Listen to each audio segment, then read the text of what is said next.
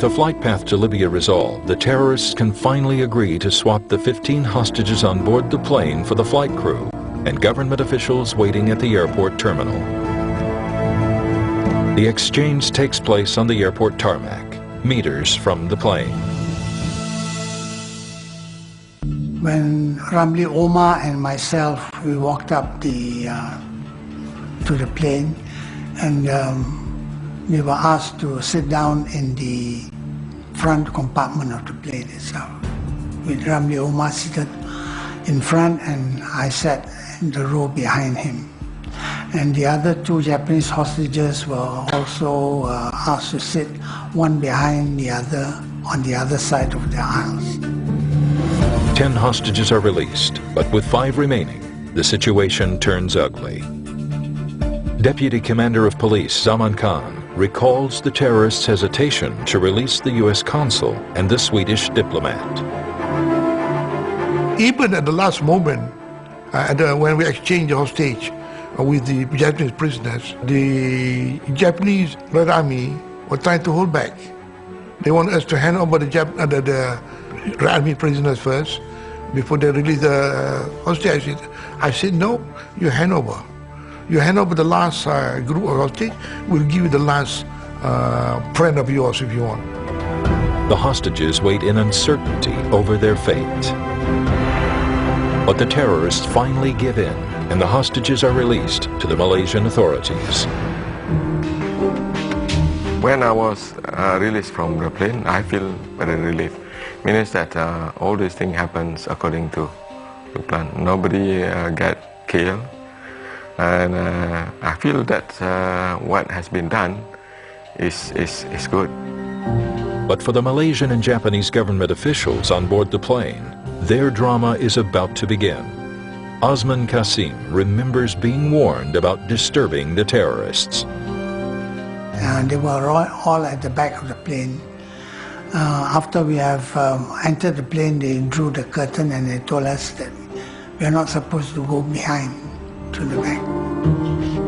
As the Japanese pilots make their final preparations to depart for Libya, yet another problem occurs, preventing the plane from leaving Kuala Lumpur. 7th August 1975. A Japanese DC-8 plane is about to depart for Libya with 4 Malaysian and Japanese government officials as hostages for the 10 Japanese Red Army terrorists on board. But the negotiation team has another problem to resolve. There is not enough fuel to get the plane to Libya. Yeah, the problem is that this was a DC-8 plane. It could not fly from Kuala Lumpur direct to Tripoli, Libya without refueling. So we need to have a country or an airport for the plane to stop and refuel. One of the places where the aircraft got to stop was Sri Lanka, Colombo. But the Prime Minister then refused to allow the aircraft to land there to refuel. Chief negotiator Ghazali Shafi'i speaks to the Sri Lankan Prime Minister.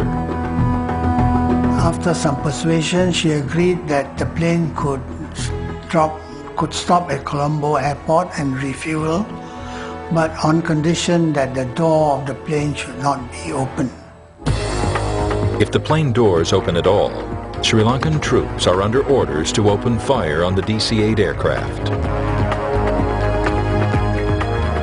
Ghazali agrees to the conditions, and after a delay of almost 30 hours, the plane finally takes off for Tripoli, Libya. On board the plane, Malaysian government hostage Osman Kasim recalls that the terrorists remained vigilant throughout the flight. Throughout the journey, of course, they kept in touch with the pilot. You find them walking to the cockpit to keep an eye on the pilot of the plane to make sure that they don't take us to somewhere else. After a safe refueling stopover in Colombo, Sri Lanka, the plane arrives in Tripoli without any incident.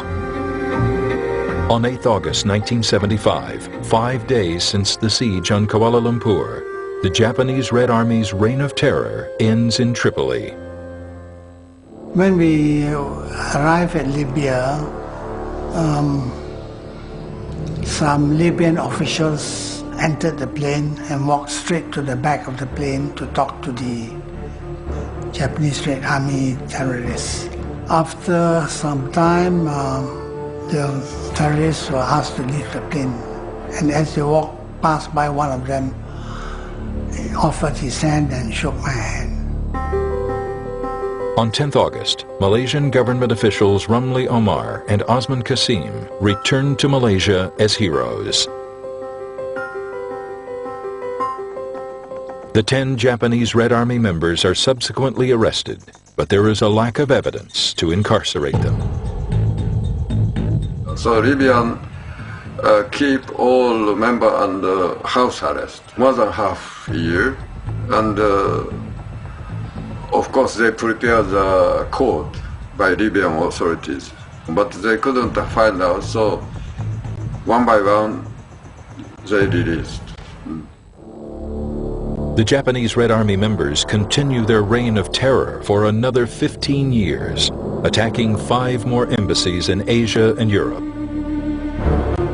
After a 12-year hunt by the Japanese government, Japanese Red Army members worldwide are captured and sent back to Japan to face criminal charges. One of them is Masao Adachi. I was arrested in Lebanon and forced to be sent back to Japan. I was using forged paper for enter Europe, some country and so on. So my criminal accusation is just only using the forged paper. In that case, you know, by the law of Japan, it's a maximum only 3 months imprisonment.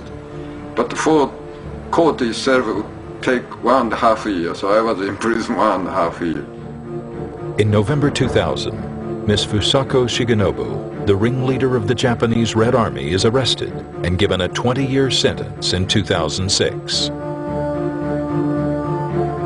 In May 2007, Hario Wako, the mastermind behind the AIA building siege, is also arrested in Japan. He himself recognized he was the chief for the Kuala Lumpur occupation embassy operation.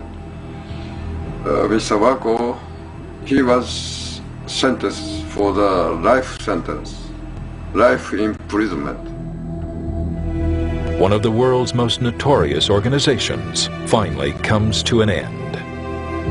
And despite a global campaign of terror, the Japanese Red Army never achieved its goals of taking over the Japanese government and monarchy, or securing a homeland for the Palestinians. In the 5-day Kuala Lumpur standoff, Adachi reveals the Japanese Red Army never harbored any intentions to harm the Malaysians. First of all, I should say to the people of Malaysia and the Malaysian government, at that time we know it's a wrong activity, but necessary activity for us. So sorry, and so delayed. But first of all, I will apologize to the Malaysian people and the government. I think on the whole, we did solve the matter out peacefully, without without bloodshed, except the 2 was shot earlier. And this is, I think, I give credit to Ghazali, you know. He seems to have the knack of persuading people. At the end of the siege on Kuala Lumpur, 4 people were injured. AIA building security guard Sukhdev Singh, police constables Mahalingam and Kuamad Kurazak, and hostage Bernard Joseph. No lives were lost. In 2008, 33 years after the AIA building incident, former members of the negotiation team and hostages gather at the Swedish ambassador's house in Kuala Lumpur to honor Osman Kasim. Osman was one of 2 Malaysian government officials who boarded the plane to replace the 15 hostages, which included Swedish diplomat Fredrik Bergenstroller. For his bravery, Sweden awards Osman with a Royal Order of the Polar Star. we handled it quite well, mainly because the Japanese government had agreed to the release of the 5 prisoners in Tokyo, which was the demand made by the terrorists that were in the AIA building. During that times, the Malaysian government and other government as well, the Japanese government, are willing to negotiate with the so-called the government or the terrorists.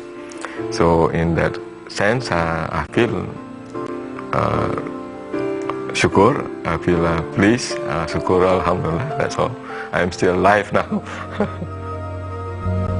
In 2009, Ulla Adquist, the former hostage from the Embassy of Sweden, visits the AIA building for the first time after 34 years. The Swedish Embassy, U.S. Consulate, and AIA Insurance Office have relocated elsewhere.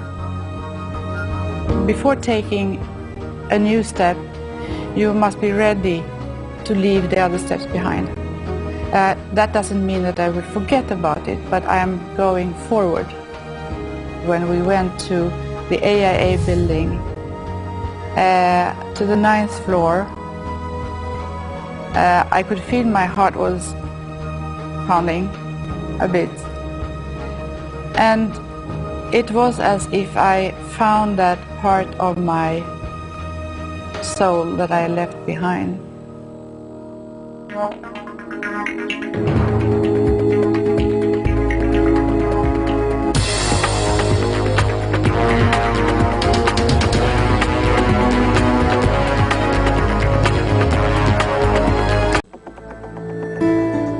With a flight path to Libya resolved, the terrorists can finally agree to swap the 15 hostages on board the plane for the flight crew and government officials waiting at the airport terminal. The exchange takes place on the airport tarmac, meters from the plane. When Ramli Omar and myself, we walked up to the plane. Deputy Commander of Police Zaman Khan recalls the terrorists' hesitation to release the U.S. consul and the Swedish diplomat. Even at the last moment, when we exchanged the hostage with the Japanese prisoners, the Japanese Red Army were trying to hold back. They want us to hand over the Red Army prisoners first before they release the hostages. And we were asked to sit down in the front compartment of the plane itself, with Ramli Omar seated in front and I sat in the row behind him. And the other 2 Japanese hostages were also asked to sit one behind the other on the other side of the aisles. 10 hostages are released, but with 5 remaining, the situation turns ugly. Nobody got killed. And I feel that what has been done is good. But for the Malaysian and Japanese government officials on board the plane, their drama is about to begin. Osman Kasim remembers being warned about disturbing the terrorists. And they were all at the back of the plane. After we have entered, I said, no, you hand over. You hand over the last group of hostage, we'll give you the last friend of yours if you want. The hostages wait in uncertainty over their fate. But the terrorists finally give in, and the hostages are released to the Malaysian authorities. When I was released from the plane, I feel very relieved. Means that all these things happens according to